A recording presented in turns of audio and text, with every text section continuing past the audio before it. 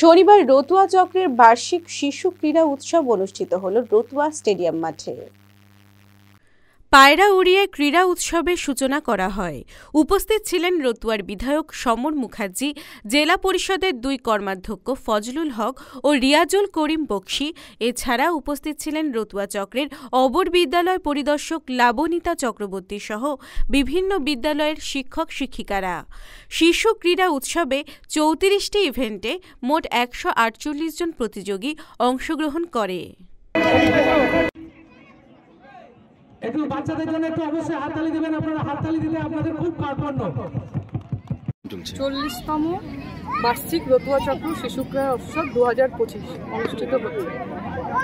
একটা জিপির বাচ্চারা এসছে, 5টা জিপিতে যারা ফার্স্ট সেকেন্ড থার্ড হয়েছে তারা আজকে রতুয়া চক্রে খেলবে।